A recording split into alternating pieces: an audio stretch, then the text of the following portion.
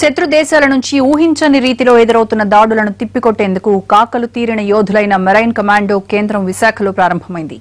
INS కళింగలో Marcos స్థావరాన్ని ప్రారంభించారు navy chief Sunil Lamba. ఈ సందర్భంగా ఏర్పాటు చేసిన ఫార్మేషన్ విన్యాసాలు ఆకట్టుకున్నాయి.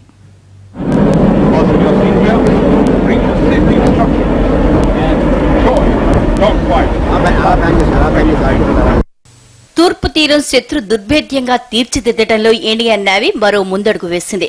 ప్రత్యర్థిపై విరుచుకుపడే మెరుపు దళం మెరైన్ కమాండో ఫోర్స్ కేంద్రాన్ని విశాఖ భీమిలికి సమీపంలోని ఐఎన్ఎస్ కళింగలో ప్రారంభించింది ఇండియన్ నేవీ. దేశంలో వీరోచిత పోరాటాన్ని ప్రదర్శించిన యోధుడు కర్ణుడి పేరును ఈ విభాగానికి పెట్టారు.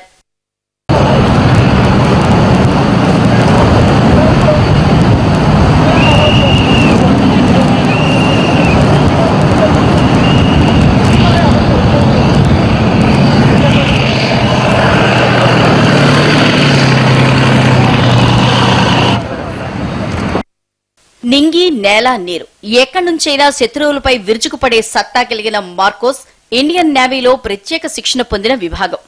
జమ్మూ కాశ్మీర్ నుంచి ఈడెన్ గల్ఫ్ వరకు ఎన్నో ప్రాంతాల్లో మెరైన్ కమాండోల సేవలు వినియోగిస్తున్నట్లు నేవీ తెలిపింది.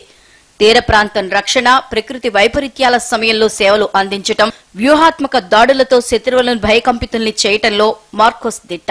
తూర్పు నావికాదళ ప్రధాన కేంద్రంలో తొలి మార్కోస్ బేస్ కేంద్రం ఐఎన్ఎస్ కర్నాలో ఉన్న మెరైన్ కమాండోలు భవిష్యత్తులో ఏర్పడే ఈ తరహా బేసులకు మార్గదర్శకాలు అవుతారని నేవీ చీఫ్ ఆకాంక్షించారు.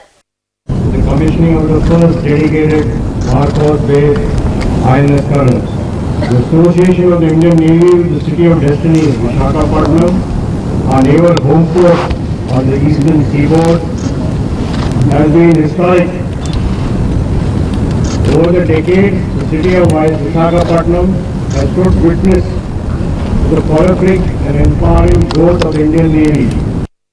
నలుగురు అధికారులు 42 మంది నావికులతో ఏర్పడ్డ మార్కోస్ లో 25 మంది ఆఫీసర్లు, 320 మంది నావికులు, 12 మంది సివిల్ ఉద్యోగులు ఉంటారు. ఐఎన్ఎస్ కర్ణ ప్రారంభానికి సూచికగా సిహాక్ విమానాలు డైమండ్ ఆకారంలో ఫార్మేషన్ విన్యాసాలు ప్రారంభించాయి. శతజ్ఞులు పేల్చి కమాండ్ ప్రారంభోత్సవ సంబరాన్ని ముగించారు. ఈ విన్యాసాలు చూపర్లను ఆకట్టుకున్నాయి.